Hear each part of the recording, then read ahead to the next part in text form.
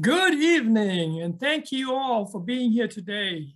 I am Ken Mendes, and I am privileged to be here today as President and Chair of the Board of Directors of the Racial Unity Team. And what an honor to welcome all of you here today. It is out of respect for our history and the people who occupied New Hampshire before colonization that we offer this land acknowledgement. This acknowledges the physical connection to Nantucket, which is the traditional ancestral homeland of the Abenaki, Pennacook, and Wabanaki peoples past and present. The Racial Unity Team acknowledges and honors with gratitude the land and waterways of the Elnabuk, which stands for people who have stewarded Nantucket, meaning homeland, throughout the generations. We will now observe a few seconds of silence. The mission of the Racial Unity Team is to advance relationships among people of different racial identities, to increase understanding and reduce racial bias in our communities. The Racial Unity Team was a response to the event of the June 2015 shooting of 9 Black people at a church in Charleston, South Carolina. The shooter wanted to start a revolution of hate. A group of 5 people in Exeter decided to start a revolution of love.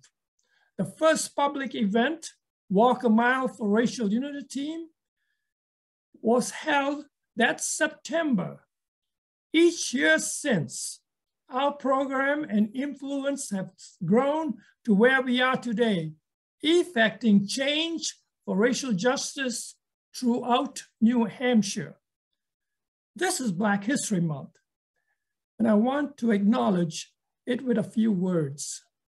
Although this month we celebrate a day established by Congress mainly to honor the work of African Americans, it signifies to me unity and recognition, cutting across racial and geographical barriers. It therefore holds a very special position and importance in today's world, where the importance to highlight the work and effort of Black Americans throughout education is mandatory. Dr. Smith, best-selling author of a book, Counting Descent, spoke to a group of 215 Exeter students on February 2nd as part of the Racial Unity Team's Community School Arts in Action project. This was also the occasion for many to celebrate Black heroes who advocate for equity and inclusion through poetry. As granted status, we cannot allow New Hampshire, the live free or die state, to put roadblocks that ban the education of our children from becoming the best they can be. So at the end of this fireside chat, I ask that you go to the chat box and write down one thing you have heard tonight that inspired you to action, what you intend to do about it, and when you intend to do it. A special thank you to our co-sponsors, the Oyster River Equity and Justice Group. Thank you to our panelists for agreeing to participate in this evening's program. I now want to take the opportunity. It is my honor and privilege to introduce Pat Yasher, a 5-year term board member of the Racial Unity Team and chair of the Education Committee. I've known Pat since 2015 when we first met in the basement of the First Baptist Church to talk about the creation of the Racial Unity Team. I did some research for this introduction to answer the question, who is Pat Yasher? Pat is a prolific writer, a social justice advocate. She has served on the boards of several nonprofit organizations, and in 2003 was appointed by the governor to head the New Hampshire Commission on the Status of Women. Pat Yosh's LinkedIn profile identifies her as an independent political organization professional. I take that to be someone who fights for justice for all. I learned quite a bit about Pat from her published book, works, commentary, editorials, and I also learned that Pat is a superwoman and does not let any injustice pass her by. As board member and chair of the Education Committee, Pat's tireless work has helped bring to the Racial Unity team to what we are today, and a passion for equity in our education system is what she is fighting for now. Please give Pat a warm welcome. Thank you, Pat. Yes, I'm Yasha. I'm chair of the Racial Unity Team Education Committee. Welcome to History Month. I want to thank everybody on the Education Committee. This has been a team effort in designing this program tonight, and each of them has put in hours of work and wonderful ideas. The mission of the Education Committee is to support educational efforts to ensure that diversity, equity, inclusion, and justice, DEIJ, are integral parts of educational programs in our Granite State schools. Black History Month is a perfect time to be looking closely at this topic. First slide, please. Last year, the New Hampshire legislature passed and the governor signed a budget that included some prohibitions on what may be taught in K through 12 educational programs. This is referred to as HB 2. Next slide. You may have seen a document like this, Frequently Asked Questions, which has appeared online and was issued by the New Hampshire Department of Education. This document points to prohibitions against educational programs that frame racism, sexism, or ableism as systemic issues that remain widespread in our society. Two sections of the law more clearly state the prohibitions. The explanation points to censorship of honest history curriculum and implies that schools are currently being discriminatory in policies and practices. HB 2 has frequently raised questions that have not been answered by lawmakers. HB 2 has had an effect on educators and students, which our panelists will describe for you in a few minutes. We will encounter frequently unasked questions. Next slide. Two bills seek to expand the restrictions and prohibitions on what teachers may teach and include higher education in the restrictions. HB 1255 is also known as the Teacher Loyalty Bill.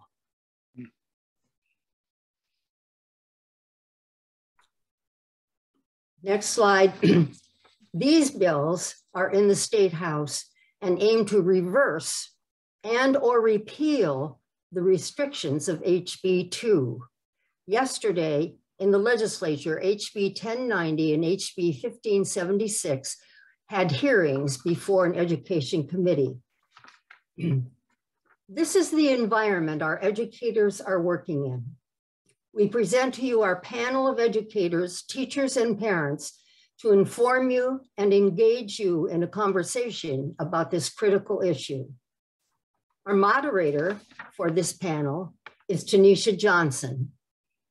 Tanisha is a former member of the Racial Unity Team Board and is the current chair and is a co-founder of the board of Black Lives Matter Seacoast. Welcome, Tanisha. Thanks, Pat, for that intro. I'm just gonna remind everyone again, if you could mute yourselves. All right, so we have an amazing night ahead of us. So I'm gonna jump right into it with just introducing our panelists for this conversation. And after I introduce each person, they're gonna say a little bit about themselves. And we'll go from there. So first up is Dr. James Morris. He is a superintendent of schools at the Oyster River Community School District.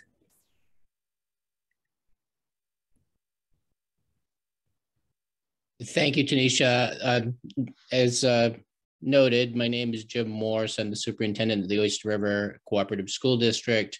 You know, I come to this work through an early life of extreme poverty and unfortunately brutal abuse by an alcoholic dad. Made me sensitive to the needs of the many, including those who have been disadvantaged. And so I'm proud to be here and proud to be on this panel with so many dedicated educators. Thank you. We have Devin, and I always mess up your last name, so do not yell at me. But Devin Schaff? Okay, whatever. Executive Director of the American Civil Liberties Union of New Hampshire, otherwise known as the ACLU. Thank you, and I would never, ever, ever yell at you, Tanisha. So my name is Devin Chafee. I'm the Executive Director of the ACLU of New Hampshire. My pronouns are she, her. And I also am the mother of two 7-year-old twins who are in New Hampshire's public school system. And just want to thank the Racial Unity team for allowing this conversation. It's such an honor to be part of this amazing panel. Thank you. We also have Cynthia Young. She's a history and social studies teacher at Portsmouth High School. Hello. As Tanisha said, I teach social studies at Portsmouth High School.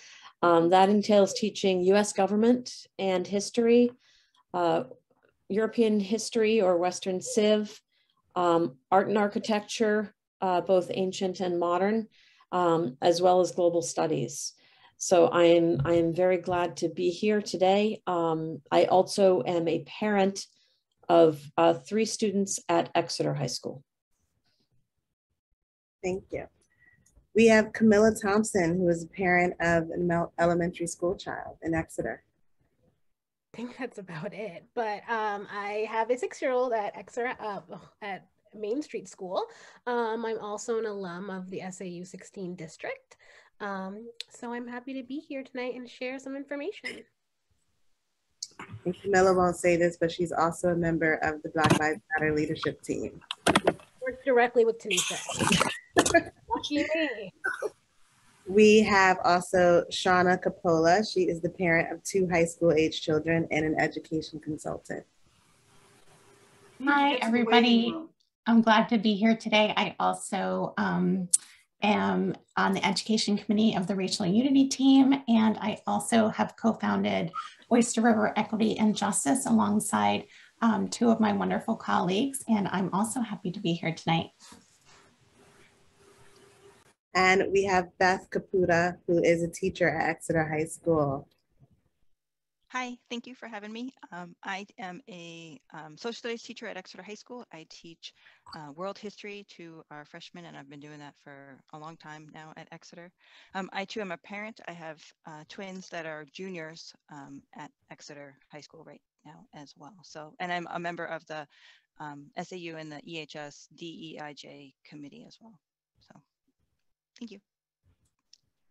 All right, well, we are going to jump right into this. And I'm going to ask a question just for all of you and jump in. We'll do the honor system. This state really has a primarily white population. And so the conversation of diversity and inclusion of history about race and racism has been a heavy topic. Why is it so important? Like, why is it a topic right now? Why is it important? And why does it need to be in the curriculum?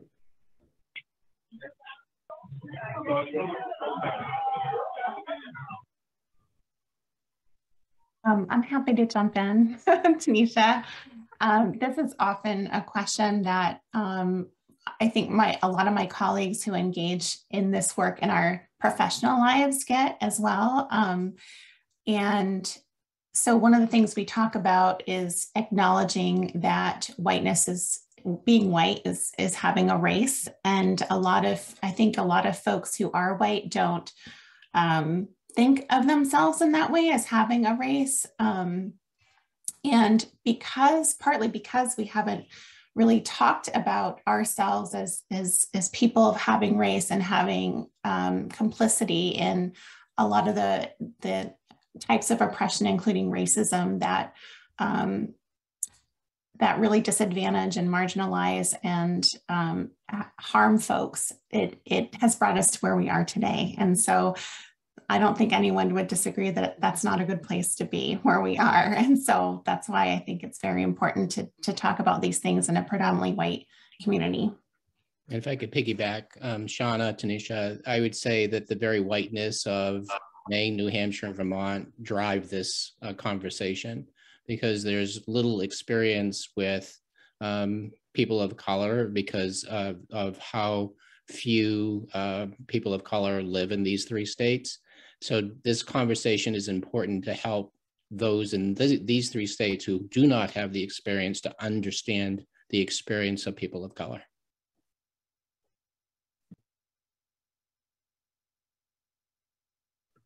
I think that a lot of schools forget that Black history is actually a part of our history. It's a part of American history. And I know that we touched on a little bit that it's Black History Month. So I know that now sometimes the school districts kind of scramble to fit in as much Black history as they can. But I think there's more to Black history than slavery. And there's more than Martin Luther King and Rosa Parks.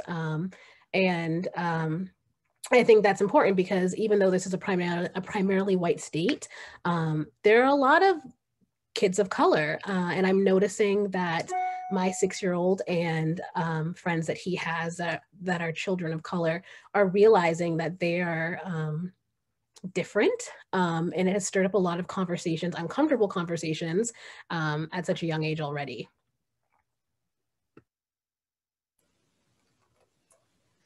And I would add to that as a teacher, as an educator, I think my job is to introduce concepts, like things that students may not experience in their day-to-day life, but that is part of teaching our history, is to teach all of our history. And I think you're right, like when we talk about Black History Month, I saw a quote this recently that I love, that just reminding you that Black history is American history and Black History Month is just the highlight reel.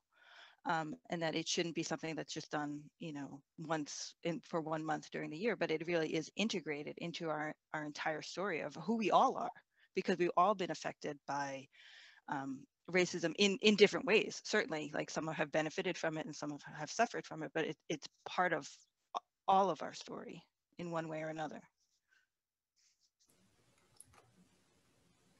And I would just add that I think it is important to remember that New Hampshire is not a white state, right? And it never has been a white state. And I think that's really a really important narrative to be pushing back against. And I'm hearing that from a lot of the panelists. That's part of like the important work of the Black Heritage Trail here in New Hampshire under Jerry and Bogus, doing such important work to constantly remind us that New Hampshire was never a white state. And at the same time, New Hampshire is also becoming more rapidly diverse. I mean, if you look at the 2020 census, and you especially in the southern parts of the state, communities of color are growing faster than any other communities in New Hampshire at a much faster pace than the communities, than the population overall. And the bottom line is all of our students, regardless of their race or identity, are going to have to function and interact in a world with diverse groups of individuals from all races and backgrounds and abilities and gender identities. And we want our schools to prepare them and to be able to do that. While at the same time, we also need to make sure that our schools are a place where students of color can feel like they belong.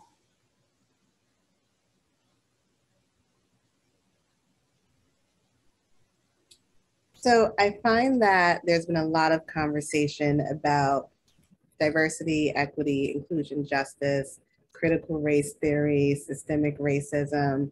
And in all of that conversation, everyone has their own definition of what these things mean, right?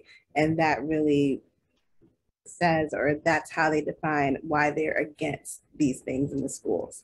So let's talk about definitions. And this is for anyone to really speak up and do your interpretation. But what is critical race theory in your own words? And are we teaching it in the schools? Let's say it loud and say it proud. I'd be glad to start this one. Devin and I were at the legislative hearing on the loyalty oath bill 1255. And, there were about a half dozen Republican legislators who testified on behalf of this bill. And the room was full. There was probably 60 people present who testified against it. And I listened to this Republican legislator talk about critical race theory in the most adamant terms. And he used the phrase, words matter. And that was his theme through his presentation. And then he went on to pontificate on critical race theory happening in our public schools. And it was such nonsense. It was hard not to, pull what little hair I have out of my head. It was just ridiculous. If you take critical race theory for what it is, it's a graduate school theory, has nothing to do with public schools. And so what I see people doing who want to, damn the schools for the use of critical race theory is just invent their own definition. And whatever point that whatever ticks them off, it's critical race theory. And, I took a very strong stand early. I wrote an opinion piece, just to be very clear. It's impossible for critical race theory in its definition as a graduate law theory to be taught in the pre-K through 12 system. And so, if you take it on what it really is, it can't be taught in public schools. You can't teach it to a kindergarten child. It's nonsense. To think that it's happening in public schools. The theory itself isn't nonsense. It's a conversation at a graduate level in law school.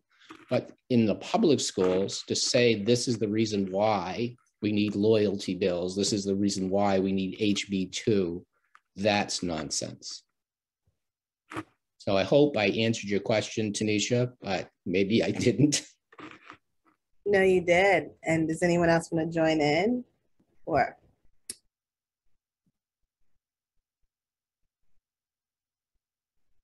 A hard question. As somebody who took classes about critical race theory when I was in law school, and I found it to be very helpful in my understanding of systemic racism and my understanding of some of the faults with our legal system and the inherent biases in our legal system.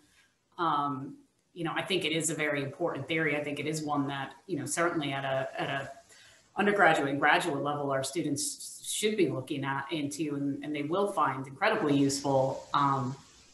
But it's clear that this term is being terms are being manipulated and used for, I think, political purposes when it comes to this area in the way that Dr. Morris described. That's what I was going to reference to what Devin said in terms of the very specific and organized campaign to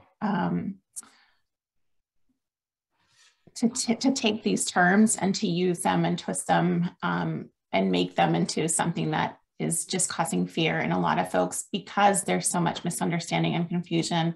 It's really by design, and there's a lot of evidence pointing to that, including folks doing this work to create fear around critical race theory and other kinds of theories that are specific to race and oppression. They have themselves said that this is really a campaign to confuse and to cause fear. Touched a little bit on systemic racism. Can we talk a little bit about what that definition is and why are people so opposed of this, using this theme in schools or talking about systemic racism in school? Again, I think it comes down to what Superintendent Morse was talking about, that there's certain words that get used as a, well, I've heard people refer to them as dog whistles. It's the term that gets thrown out there in order to get people riled up. There's racism in our society. We can look at it historically. And actually, looking back at HB2, it doesn't prevent me from talking about racism. The idea is to create fear so that I'll be scared that there'll be a conversation that might happen that then might get reported back and that I might lose my license to be able to teach. But the bill itself doesn't prevent me from teaching anything that I've taught before or anything that I would teach in a balanced manner, which is the way that I teach. So I'm hesitant to, as we throw around terms, to make clear to people that it's really not about these terms. It's about creating something people can latch onto so that we will stop having these conversations about diversity, about equity, about inclusion, and about justice. And it's key that we keep having those conversations. So one of the main things people are having conversations about, since we're talking about DEIJ, is that there is no relevance to DEIJ in education and in the curriculum. And the question has been, what does diversity, equity, inclusion, and justice have to do with science, have to do with math and language arts and all of that? And it's a constant battle to try to explain that to folks. So from an educator's perspective, what does DEIJ have to do with 2+2? I can jump in. I don't teach math, but I can do 2+2. I think there's two answers to that. There's two parts of it as I see it. One is the equity inclusion is making sure that everybody in my class feels comfortable, feels included, feels open, and is therefore able to learn. That we haven't put any roadblocks in front of our students that will make things harder for them, whether that be because of ability or culture or language or socioeconomic status. So I think there's like that side of this, making sure that the students are included. But then I also think from a curriculum point of view, we need to make sure that we are modeling and showing kids a variety of voices, a variety of perspectives, a variety of experts. And that is true whether you're teaching social studies or science or math. When you look around, who are the people, the posters of like the famous scientists or the famous mathematicians. You want every kid in that class to say, that could be me, right? There's somebody there that's like me. And those are things that I think, especially as white educators, if we're not really conscious about that, if we're not paying attention, you could very easily, without meaning any harm, set up an area where some of your students don't see themselves reflected in anything you're doing. One of the things that I tell my students, especially in my government class, is that I'm not trying to get you to think like me.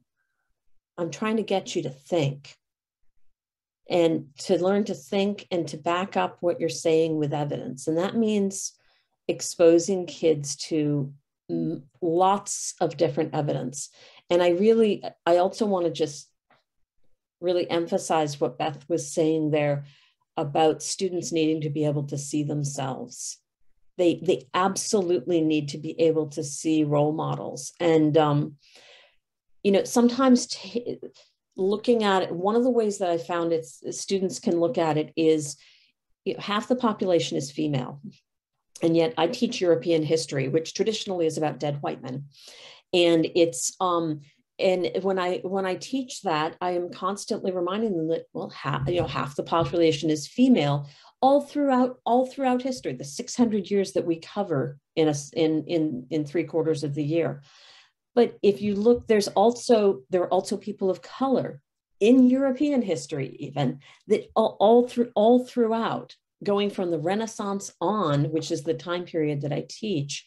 And it's even more important when teaching US history that kids see themselves represented in every aspect of the curriculum. Tanisha, I'll just jump on this too. So this is the truest term of the word whitewashed that I've experienced in answering your question. You know, history of mathematics has been whitewashed. We talk about Euclid and inventing geometry. We never talk about the fact that algebra was invented by a Muslim in the Middle East in the 9th century. You know, we talk about musicians, and we forget to share that jazz was primarily the precursor to rock and roll, and we don't talk about we don't really share that because we don't, going back to the comment that Beth made, we don't, or Cynthia, we don't think about that. So, you know, I have this amazing high school math teacher who's actually on my DEIJ committee, and she consciously thinks through these issues of how to make the connection between math and DEIJ, you know, and so it's challenging educators to think beyond the traditional curriculum, liberal arts curriculum, and recognize that they were participants throughout history who were valuable to our growth as human beings. You know, the latest one I caught on when I was reading was cowboys, and how many Black men were cowboys. Have you seen many pictures of cowboys who were Black? No, because we do the whitewashing thing. So part of recognizing curriculum and the contributions of people of color is consciously thinking about who can I use as an example who has made a meaningful contribution in this field. Same thing happens in, you know, the art, the visual arts. You know, we focus in on European art. We forget all, other than Egyptian, the incredible art that happens in Africa. So, you know, part of this is just waking up to the reality that this is a human experience and it goes beyond color. One other piece I think we've been to keep in mind is that the equity piece is also for all kids. It's every single kid. It means that kids at all socioeconomic levels are included in the curriculum, are able to access the curriculum. So it's not just about curriculum itself, but it's about making sure that all kids can learn, and looking at everything, including like, have they had breakfast? That all of that is included in making sure that students have an equitable access to education. So I'm going to flip this a bit, sorry. From a parent's perspective, and this is to the parents on the panel, what has been your experience as a parent listening or talking with your children regarding diversity and inclusion in the curriculum? Just recently, so my son, his name is Marcus. Marcus came home a couple of weeks ago and told me that they learned about Ruby Bridges. He was really upset when I told him that Ruby Bridges was a girl, which caused a lot of controversy because he just thought Ruby Bridges was a boy. Clearly, he did not read the book or look at the pictures. But the conversation turned to, well, Mom, did you know she was treated unfairly because she was Black? And, you know, he said, you know, I'm Black and I have white friends. And it made me really sad. And I think that he said that he actually cried because that happened. And he then asked me if that happened to me, if I knew Ruby Bridges, and I felt very old because I'm nowhere close to that. But you know, Marcus comes home and he brings home books, and I don't ever see him bringing home books that have children of color in it. I ask him, you know, if they read books in school that have brown people in it? And he said, no, we just read 2 books. One was Ruby Bridges and one was about Martin Luther King. And I have reached out to his teacher a couple times offering, like especially this month, can I send some things in? Can I send books? Can I send coloring things or whatever?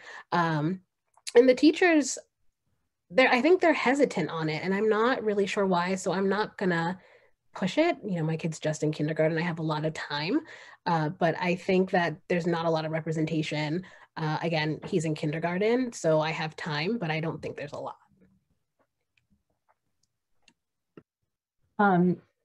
So I have 2 children in the Oyster River School District, and we have overall been really lucky that our children attend this district, because I know, having served on the district anti-racism committee and being involved in the community, that there is a lot of movement around incorporating more inclusive and social justice oriented work and curriculum in each of the schools. But I also know, and I know Dr. Morse would agree with me and knows that I feel this way, there's definitely a lot of work to do. There always is. And I think, just as we've been saying, it's much easier to address some of the issues around equity and social justice or authentic or accurate history in English and social studies classes. But I personally would love to see much more change happening in other curriculum areas as well, just like we've been talking about. And in addition, outside of the classroom, in the ways that we think about our policies and athletics. And I just think, you know, our nutritional, you know, what we serve for food, I just think there's a lot of work to do around representation. And I think that that's less an issue of convincing educators and folks in the district that this is important, and more a matter of providing everybody with the learning opportunities that are necessary to help everyone see how this work is threaded throughout the entire school experience. I'm going to add to that and say, because I'm a parent in the school district as well, I have a kiddo at Lincoln Street and a sophomore at Exeter High School. And what I found, and my son has been in the school district since kindergarten, is that it's just not consistent. You have some teachers who ensure that everything that they do has inclusion and diversity and has an equitable piece to it. And then you have some teachers that won't even broach the subject, and that you have to force the conversation, and they're like, no. And so I say to Cam, it gets better depending on the teacher you have. But there is this thing we have as parents of color, that we are so ingrained in this knowing that the schools are not going to teach our history, that we make it our job as parents to teach our children the history. And so we end up we stop fighting, or we stop pushing it, as Cam says, and we do it ourselves. But we're also doing our kids a disservice by doing that, because we're not bringing the situation to the school when we really need to. And so that has been a huge source of contention for me as a parent coming from another state that's way more diverse and all of that. It's coming to New Hampshire to say, oh my goodness, like, you know, we need to talk about these things. And it's not just talking about Martin Luther King and not just talking about Rosa Parks. It's really bringing in all the different elements, you know, into the curriculum that needs to be addressed. So Cam, it gets better, I will tell you that. Well, Tanisha, just because, like, just like you said, you know, we start doing it ourselves. Just this month alone, Target has a really great Black History Month collection. So if teachers are not gonna instill Black history in my children, I have sent each of my boys every single day in a Black History t-shirt. And like every morning we have a conversation, like, who is on your t-shirt? Why are we doing this? And the first day I sent Marcus with a sweatshirt that said Black is beautiful. And I asked him, and it was very bold. It's like a whole bunch of bright colors. And I said to him, I said, oh, Marcus, did anybody say anything about your sweatshirt? And he said, yeah, one teacher asked to read it. And I said, oh, what did she say? And he said, her eyes just got really big. And I was like, oh, okay. I was like, so we'll have to wear this one again. And we do the same thing. And I think it's what we do as parents to push the envelope, right? That is our way to get the message out there to say, hey, learn about us and talk to us and ask us our experiences and don't get upset about it. You know, Sanaya is my daughter. She's a sophomore at Exeter High, and she asked her orchestra teacher, it's Black History Month. We could at least be learning about Black musicians in Black History Month.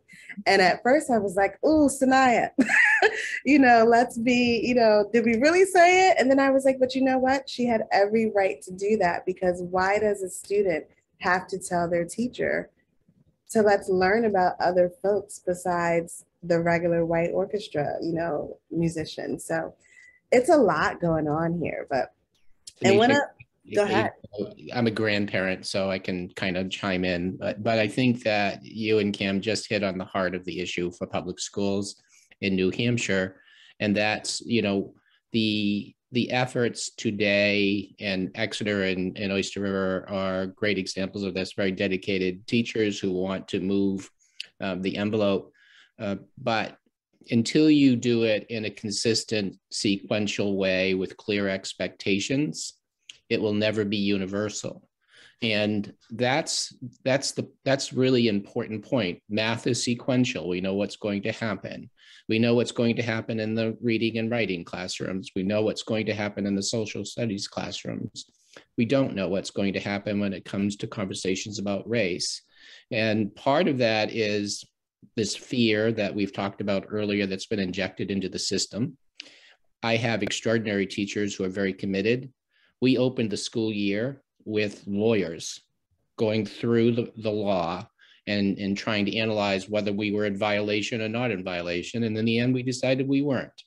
And that was the foregone conclusion before I brought in the lawyers, but the lawyers were there to help my teachers feel secure.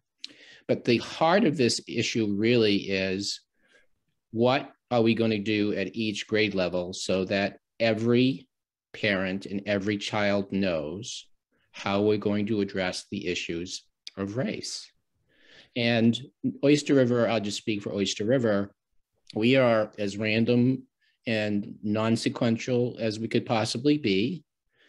10 years ago, that was our technology program as well. 10 years later, we know what we're doing in technology by grade. So our efforts in Oyster River around this are about 6 years old. And, you know, you go to the people who are, you know, the advocates, the teachers who really get it right from the get-go, and they're on this panel tonight. And then you expand, you know, you bring in converts because those teachers are so enthusiastic. But eventually you have to say, what's the program for kindergarten? What's the program for grade 3? What's the program for 7th grade?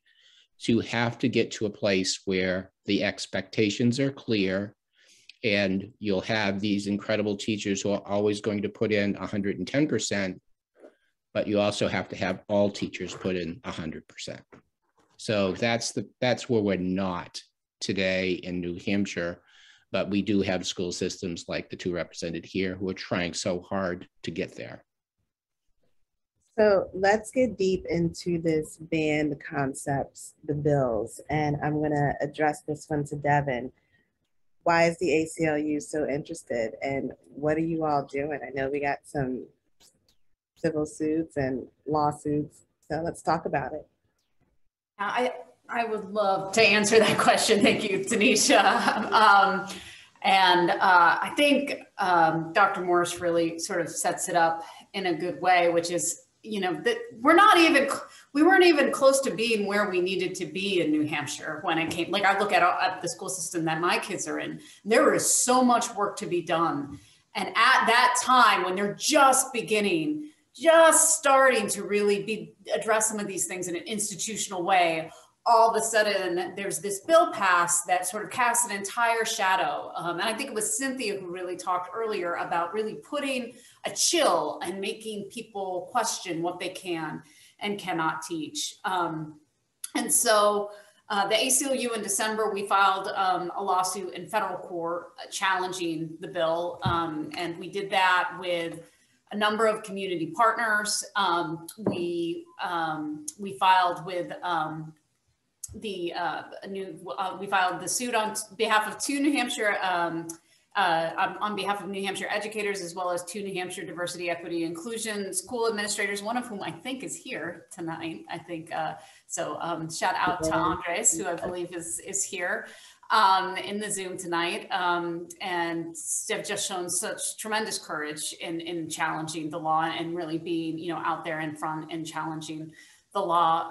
And we've also filed the lawsuit with the NEA, who is representing educators, as well as the New Hampshire Disability Rights Center and GLAAD, which is the premier LGBTQ plus advocacy organization in New England. And we filed this lawsuit. We filed in December. The law went into effect in June, and we spent all of those months between June and December having intense conversation with administrators from around the state, educators from around the state, parents from around the state, students, university professors, to really get an understanding of how this law was affecting people's approaches to curriculum as they were trying to figure it out.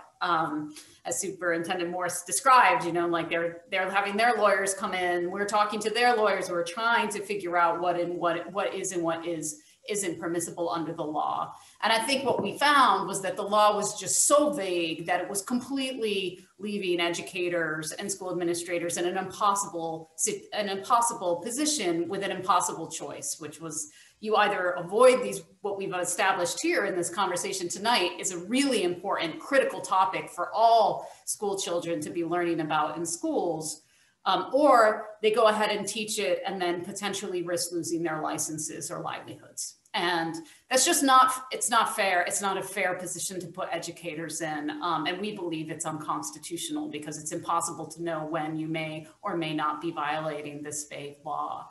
And I could give you a couple of concrete examples from what we're hearing from educators about how this is actually affecting curriculum. One of them is there's this pretty amazing book. It's a #1 New York Times best-selling book called, oh no. Virtual backgrounds do not work well. There we go. I'm going to hold it. I'm going to stay still. So it's a book called Stamped for Kids about racism, anti-racism, and you. And it's used throughout, in curriculums throughout the country. And it was planned for use in a curriculum in Cheshire County Middle School. But then they put it on indefinite hold after this bill was passed because they were concerned. Educators were concerned about whether or not they might either be sanctioned because of it or potentially face a lawsuit from a disgruntled parent. We had high school social studies teachers in Hillsborough County. One teacher has disallowed their students to even pick their own topics on their research papers because they are concerned that they might use a topic or choose a topic that may lead to a discussion in class that could potentially violate the contours of this law. And there's another student who previously used to really encourage students to take what they were learning in class and apply it to their own experiences and their own interests. And they've just stopped that practice altogether. And is essentially teaching more in a vacuum because they're concerned that if students begin drawing analogies between what they're teaching and what they're learning in class to their own lives, that it might bring up some current events and issues that are may be prohibited under this law, and again could lead to the penalties in this law are so severe, like the type of sanctions that an educator could face under this law could lead to the loss of their license and therefore the end of their career. And so that's part of, I think, why we're seeing such a significant chill, which is really, in my opinion, preventing teachers from doing what we need them to do here in New Hampshire, which is teach. It's tough enough, as I'm sure the teachers on this panel, right, can attest to teach these days, and to be putting these types of restrictions on top. It's just untenable, and we believe is also unconstitutional. Do we know how many complaints have been filed so far with the Department of Ed about teachers who are maybe violating this law? So I don't currently have, and I know that we've been doing right to know requests, and I don't think we do know at this point how many complaints may or may not have been filed against students. We do know that there are some sort of vigilante groups out there on the internet that have put a bounty out for $500 for somebody who successfully brings a complaint against a teacher. And so that's the sort of dynamic in which we're operating, unfortunately. You know, in the Department of Education set up a whole system, new system to make complaints easier against students, which again, just really puts a target on educators in a way that's not only unfair, but we think, you know, again, unconstitutional. Do you happen to know, or anyone on the panel know, what teachers unions are doing or feeling? Sure.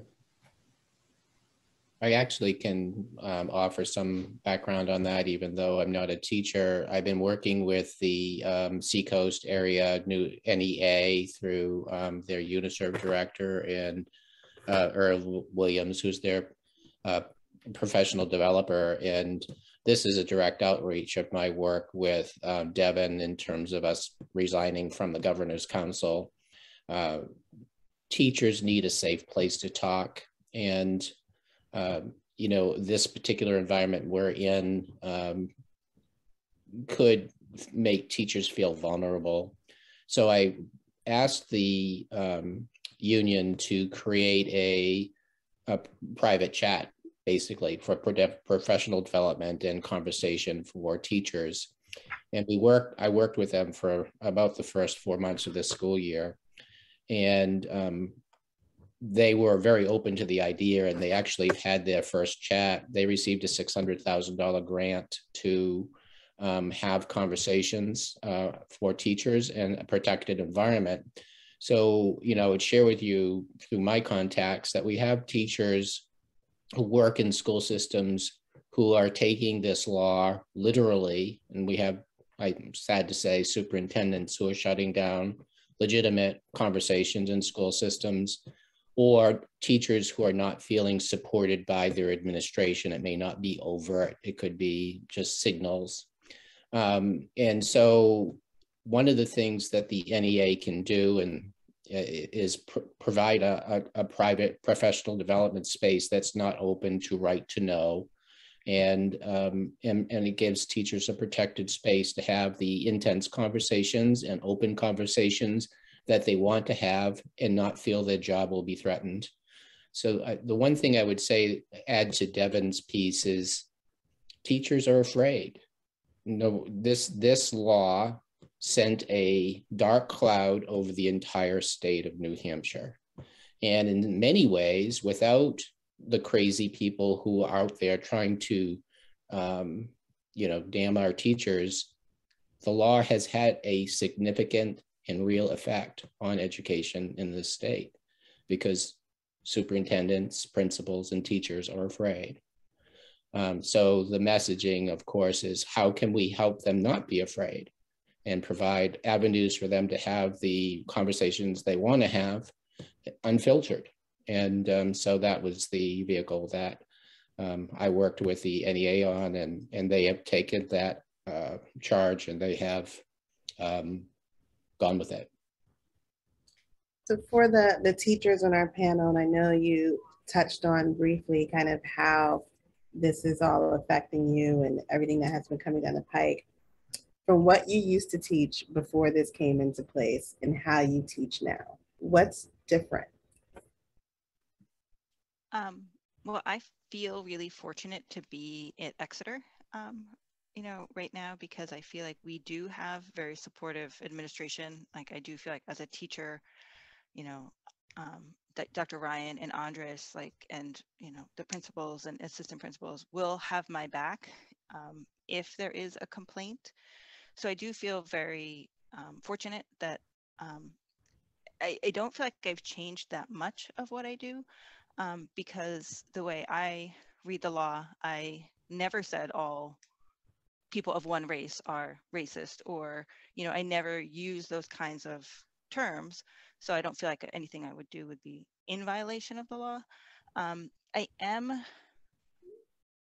You know, I certainly get nervous when we have conversations because I don't know, you know, you can't control what a 14-year-old is going to say in a classroom.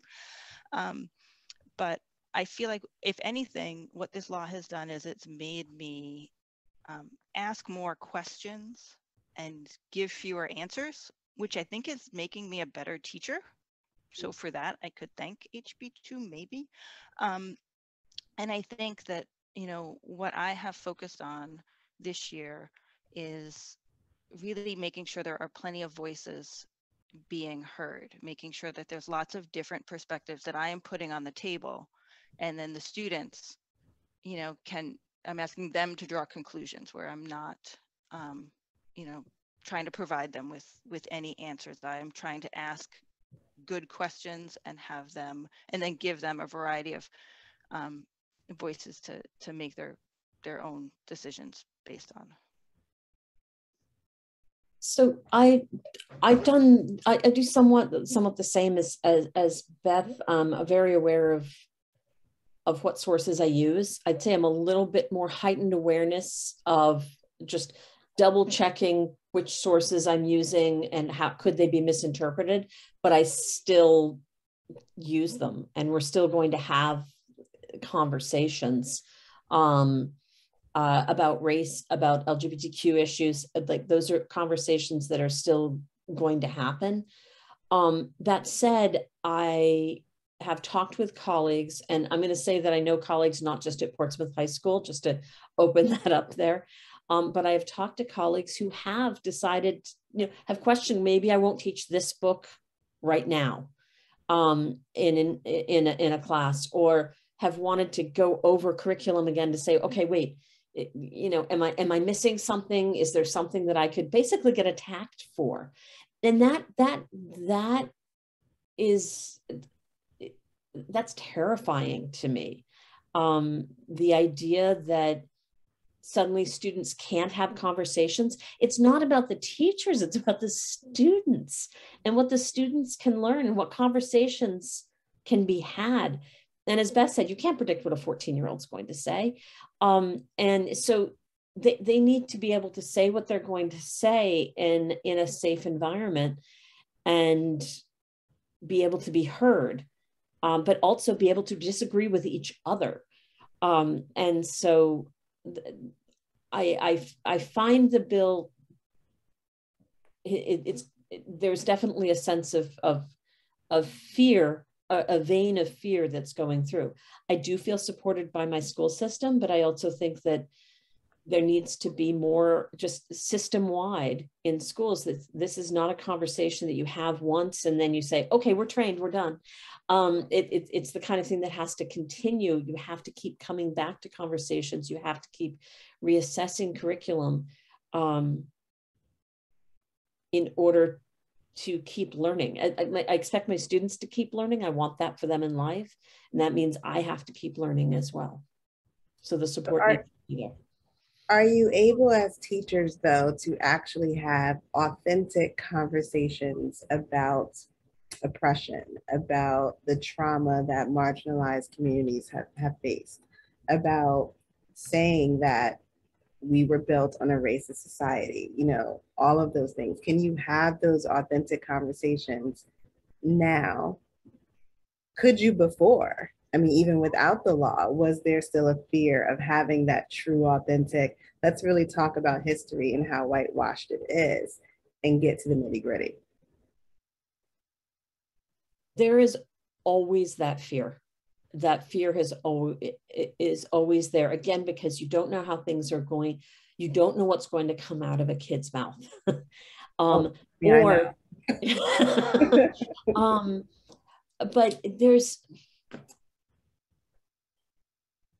there are two different kinds of conversations that end up happening. One set of conversations is, say, in a class where I'll show a video and we talk about why it is that so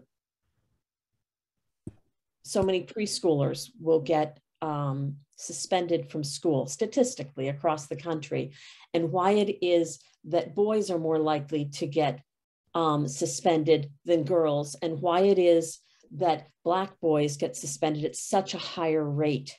So has that come up in my classroom? Yes, because we were talking about psychology and developmental psychology. So it was absolutely an appropriate place for that to come up. Was I scared that that would then set off a backlash?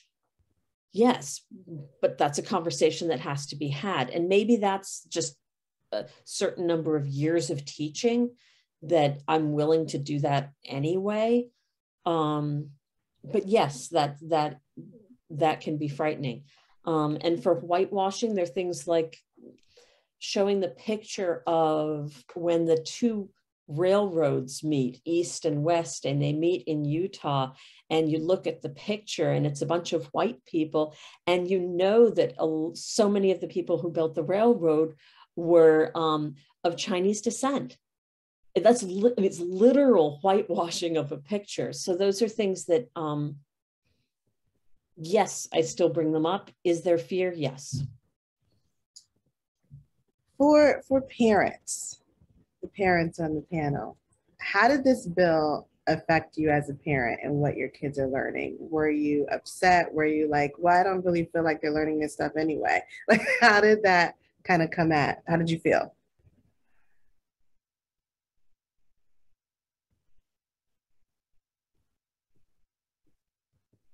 I mean, I'm easily triggered by these kinds of things anyway, because I'm also an educator. So I was upset. But also as a consultant who does work with several districts in the country around DEIJ work and culturally responsive pedagogy, I saw this fear regardless, and it's just kind of amped it up in a lot of different ways. But this fear was already happening, so much so that I enlisted several colleagues that I worked with in different districts, and also colleagues that I don't have a consulting relationship with, but who also do this work, to create a couple of documents that helped teachers, address common challenges that come up when they have discussions around gender or race or, racialized identities and those sorts of things. So the fear was already there, particularly among white educators that I was seeing. And this just really amped it up a lot. For me, I think that I didn't think that they were teaching it anyway. So it was just kind of like, okay, white folks are still not taking accountability. And they just want to kind of hide history. So I was not surprised. Is it infuriating? Absolutely. But luckily for me, like, my kids come from a Black family. So like, we're just going to keep pushing that. But I mean, I've lived in New Hampshire my whole life. I'm just not surprised at all. What would you want to be seen or see taught in the schools, Cam? You don't have to be specific, but in general. Like, all right, say that again, Tia. Sorry. What would you want to see be taught in the schools? Like, what's missing? So if we're talking from a kindergarten perspective, that's where we are right now. I think that simple books, I mean, I don't know what kindergartners read, but like simple books that have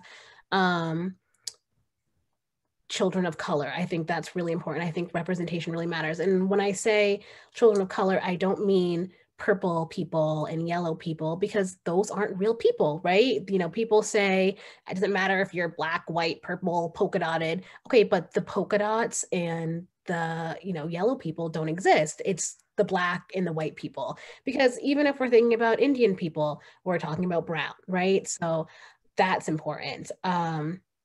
I think that if we're getting into older grades, maybe we're talking like 1st through 3rd. I think during, if it's just Black History Month, I think that we need to be learning about Malcolm X. I think we need to be learning about Marian Anderson. And I think that the children of color in our schools need to have a safe space in our schools, even if that's just 2 or 3 kids. That matters. I know that we have no control over our teachers, but we need teachers of color, because that is important. It's important for children beginning at Marcus's age to see teachers that are Black. I mean, they need to see doctors that are Black. They need to be able to visualize themselves in these careers because this is where they're going to go. I mean, for me as a student growing up in SAU 16, I think I had one Black teacher and she was the health teacher. And I only had her my senior year because I had come back from boarding school. But besides that, there was nothing for me. I was just the Black kid. So I hope that answered your question, T. Yeah, no, and I'll say we all know that there's the data and the facts around when children don't see themselves in who they are, you know, being mentored by or taught by, they lose a little bit of themselves and they don't understand their value because they're not seeing themselves. And it's not just of color, it's, you know, of ability, of class, of gender, and all of that. And we begin to devalue ourselves because if I don't see a Black teacher, if I don't see a Hispanic teacher, it's like, well, maybe they don't do these things, so I'm not going to do these things. And so, and that happens, and it just has that cascading effect of consequences for our children. And it goes down to, you know, percentages of children who don't succeed or who drop out or all those pieces. And it's so important that we start as school districts, start reaching out to communities of color or any of those marginalized communities to bring those people here, especially when we know the percentage of color in New Hampshire is increasing so quickly these past couple of years. We have to do a better effort at bringing folks here. But let me ask the question to everyone on this panel. Who should be deciding what books and themes teachers should be using in the classroom? The classroom teacher. They're the ones who are developing the experience for the child in their program. I think the role of the district is to identify what the major concepts are to be taught in every grade level. The classroom teacher needs the autonomy to choose the materials to support their mission in the classroom. And I would add that as a teacher, it's important that I listen to my students so that my students have choice within that. My own child in the Exeter schools did a presentation today on Harvey Milk, the first gay representative in California.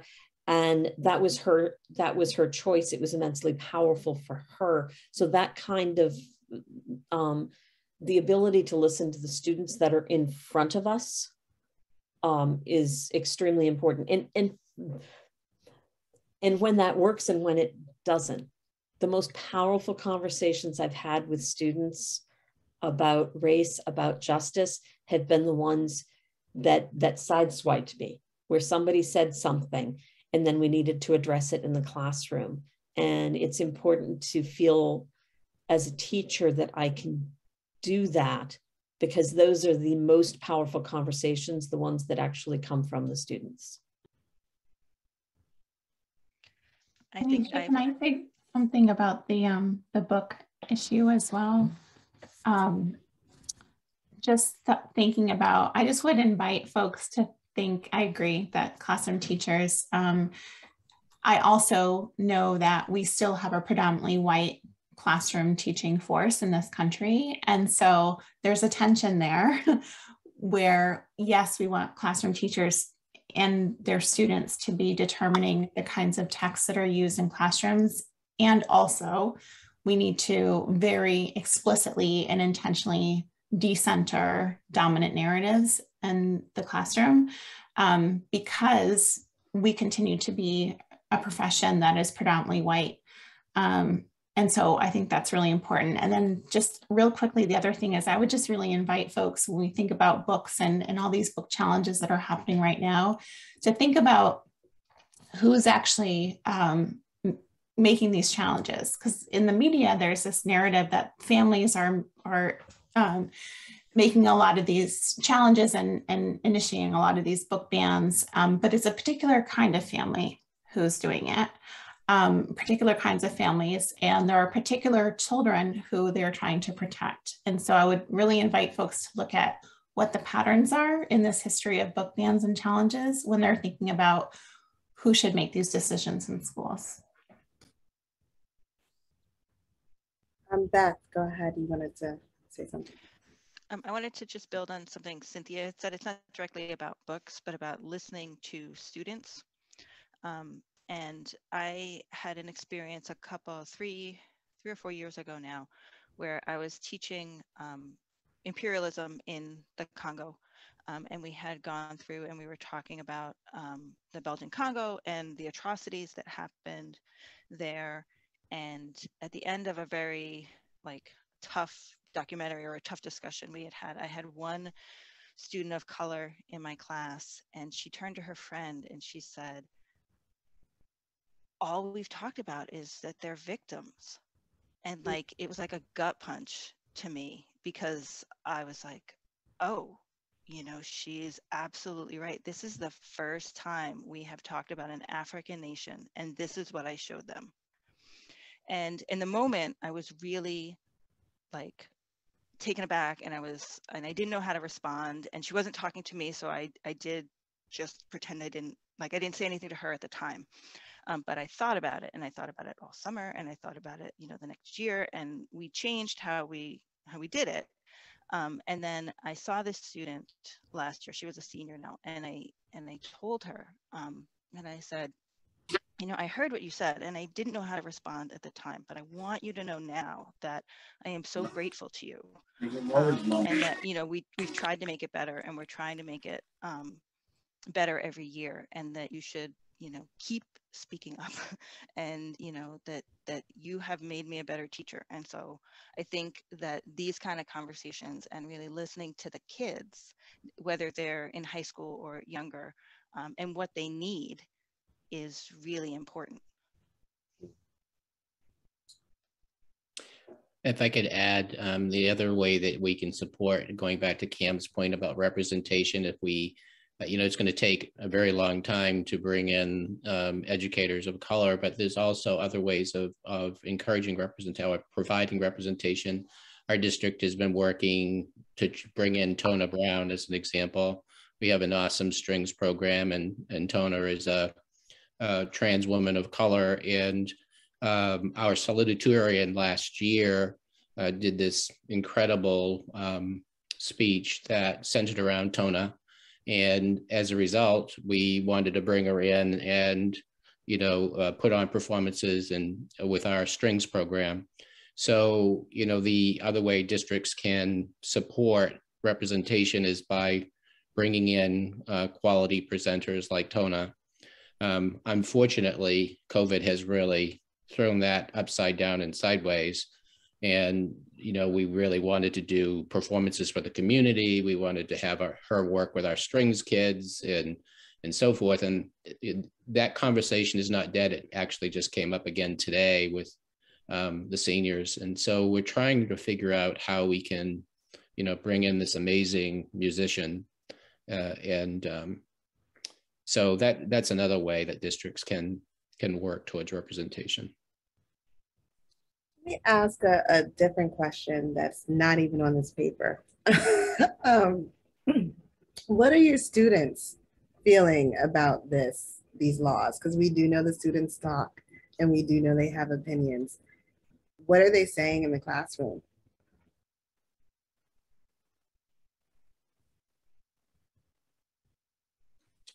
So I think a lot of students aren't really aware of it. The time that it's come up in the classroom is that I teach government, and so we have to talk about the state budget and what goes in a budget or what doesn't. And since HB2 is connected to the budget,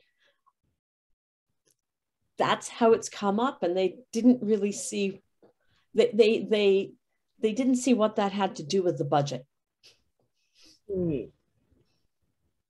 In Oyster River, we have a very active group of students at both the high school and middle school who are very aware of the legislation and who have actually testified and spoken, not just in Concord, but also in the district. And they're just incredibly amazing young people.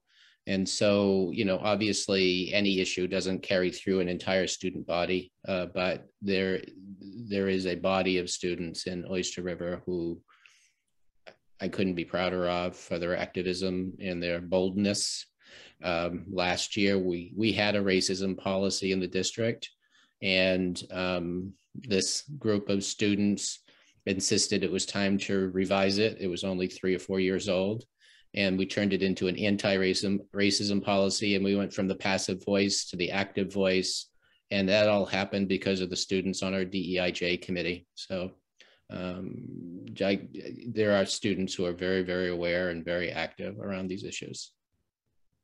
We have lots of students who are active we have an equity committee who are active in trying to create change within our school committee as well as the larger community. One last question for Devin. What should we be doing? How can we support? Who do we talk to? Well, I would definitely encourage you, if you haven't already, to contact your representatives. Of course, there are a number of bills that are up this legislative session, some of which would repeal the banned concepts bill and some of which would provide actually extra protection for teachers, which is great, and some bills that would make it worse, and that would actually expand the bill to apply more explicitly to universities. And then there's the whole loyalty bill that would further expand the bill. So definitely contact your reps, even if you think that they're already on board, like continuing to make clear that this is a priority, that this is important, and explaining why that is important. Perhaps even more important than that is really getting involved at your school, your school district level, showing up for school boards, maybe running. I think the filing deadline, I'm not sure the filing deadline has passed yet or not, but check it out. Maybe if not this year, next year. I think a lot of what we have seen, and I think what we saw in the municipal school board elections, were a lot of people who otherwise have not been engaged in their local school board have now stepped up and are running for school board because they understand how critically important it is. So you might think about it. If you haven't thought about it before, maybe you are that leader that your community needs.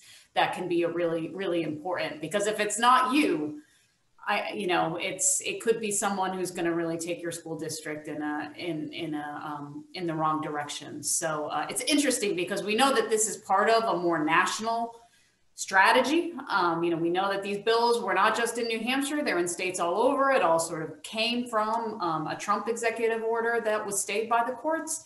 But yet in some ways, some of the most effective ways we can engage are at a hyper local level, if that makes sense, Tanisha.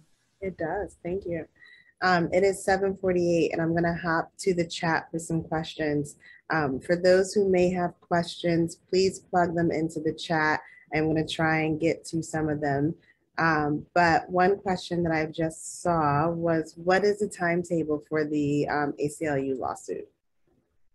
Oh, I wish I could answer that question. And litigation, the downside of litigation, which is why we always, if we can stop a bill, which is why we fought so hard to stop this bill in the first place, and why we're working to try to help repeal it, is that litigation takes time. And so right now, I believe that maybe in a week, the government's reply will be due. And then it's just, some additional questions, we'll go from there. So litigation takes years. It's the nature of how litigation will unfold. And so I think, it'll be a while before we know how the courts are going to come down. I also want to flag, because there was a question about the unions. I just want to make clear that there is also another lawsuit that's been filed by the American Federation of Teachers. So there are 2 teachers unions in New Hampshire. The largest is the NEA of New Hampshire. And then there's also the AFT, which is also present, and they have also filed a lawsuit. So I just wanted people to be clear on that. Thank you.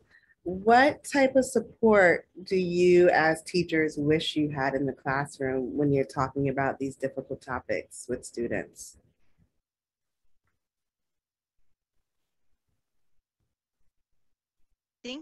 I think that's a really hard question to answer. I think teachers always say, we need more support. And then you say, what does that mean? And you're like, I don't know, a magic wand that nobody will get hurt. I think that, having difficult conversations as adults, like more professional development, just more practice talking about race with anyone would be good, because if we could do it with each other, then we would feel more comfortable doing it with the kids. Like, that's the only thing I can think of other than the magic wand, but I can't get that. So I'd say I would echo what Beth is saying. It's a difficult one. I think continued professional development is really key. That we as teachers need to keep learning, and that having that professional development offered by the schools is extremely important. That has to continue. That can't be squashed, because that will be, the word that keeps coming up again is chilling. And I'd echo also conversations. I know at Portsmouth High School, some of the students are offering conversations tomorrow, and that's fantastic. And they've invited teachers and other students, and that's exciting.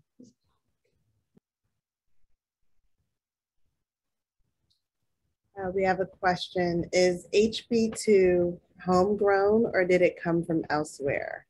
Like, who's behind it? So I'm happy to chime in on that, Tanisha. So I think the answer is clearly, like, this is not just a homegrown effort. That's not to say that there isn't homegrown responsibility, and for the fact there's a reason why it's been pushed here, and I think we have to really think about that and understand that. But it's clearly is part of a national effort, right? And I believe that it's an electoral strategy. Personally, I think it's actually is trying to really drum up folks to get them out to the polls in order to influence elections ultimately. But I mean, and there's been some questions in the chat about what organization is, and there's a number of organizations that I think that right-wing organizations that we know have been involved in this area, like the Heritage Foundation has clearly been involved in pushing some of this legislation. No Left Turn is another very known organization that we know has actually had a presence here in New Hampshire and has been pushing for it. But we also know that there is some of the things that were being organized in New Hampshire were on a super local level. So some of these national organizations were coming in and funding lunches at the local Lions Club on this legislation when it was being advocated for at the legislature last spring. So there's a real localized strategy of some of these national groups that are pushing this effort. We are at 7:53, and I haven't seen any other questions, but I want to give each panelist, well, you'd have one more question. Hold on. What is your reaction to the new New Hampshire DOE video series on Black history? Has anyone seen it? Beth, do you want to take this one first, or shall I?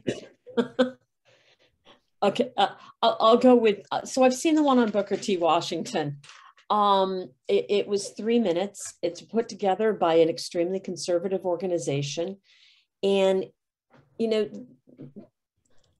purportedly, some of the bills that have been put out there are meant to try to keep conversations going and not have people just give one particular angle. But the video that I saw was extremely one-sided, did not give a big picture of history. It did not put Booker T. Washington building lots of schools in historical context of why those schools needed to be built because of segregation that was happening at the time. Now, granted, there are some other there are other materials, and some of those materials do have some things, but there's a spin factor on it that is conservative spin, and that's very troubling to me. When I use materials in the classroom, the only way that I would use that video in the classroom was to have my students identify bias. Mm. Mm.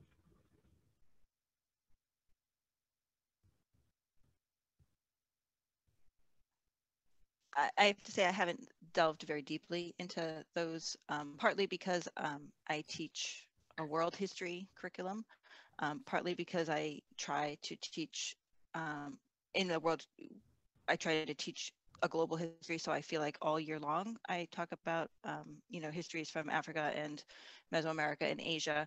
So it would feel to me like, you know, in like when I was in high school and we had the history and then there was like the little box, you know, and you knew the test was never going to be on what was in the little box. And that's where all the women and the people of color were. That's how the videos feel to me. So I haven't really considered using them or anything. Before we end and turn this back over to Ken for a farewell, I want to give each of you a 10-second, 15-second opportunity to say one last thought. What do you want people to know? This is your time, and I'll start with Devin. I would just say this work has to continue, and when we all have a part in making sure that this work continues. This is a long haul. This is going to be a long fight, and we all have a part to play in it. Shauna? I'll echo what Devin said, and also reiterate the point that was already made earlier, that schools and teachers really need to know that they're being supported because this work has to happen, and as Devin said, it has to continue. And we just need to be very explicit in our support of this kind of work. Dr. Morris?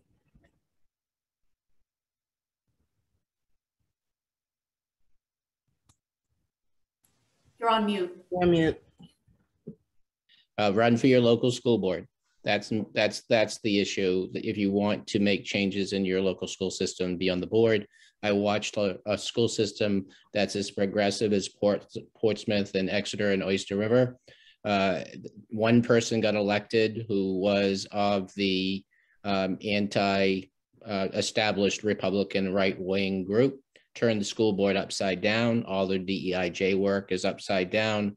They have not recovered from that one person getting on their school board. Run for your school board.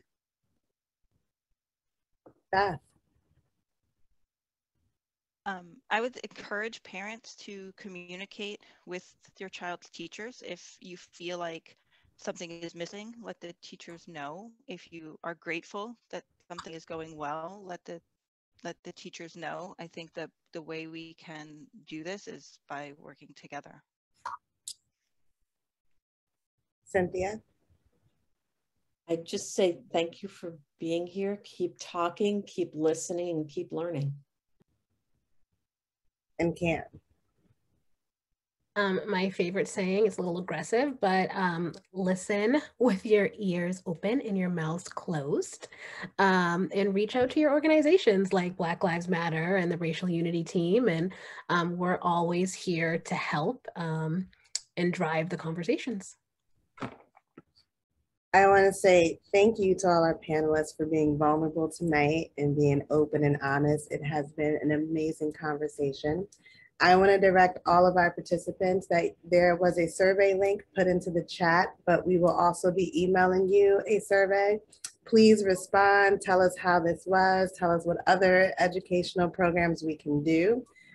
Please check the resources on the Racial Unity Team website. There is many there, and donate. It is Black History Month. Don't let this be the only month that you learn about Black history. But if it is the only month that you do, make sure you find someone new to learn about, find a new organization to follow, support a Black-owned business, and donate, donate, donate, donate, donate. And I am going to turn this over to Ken. Thank you, everybody. I do apologize for having dropped out, and I'm not quite sure why, but we'll figure that one out later. It probably gave you more time to talk, which is better than listen to me. Danisha, thank you for taking that role of telling people to donate. But most of all, I want to thank everybody that came today. It tells me how important this subject is. And thank you so much for the panelists. And I had a great introduction for Pat, but I'll have to send it to her. She has very quickly, she has been doing this work for so long. I met her in 2015 in the basement of a church. It was one of the founders for the Racial Unity team. And I also researched all the articles she has written, and there are a bunch of articles on all kinds of subjects. So that's a superwoman out there that is really pushing the envelope in achieving, so much for the organization and for New Hampshire. So thank you, Pat. Thank you to the panelists, and thank you for everything you folks are doing, especially the people that attended. I appreciate your time. Thank you.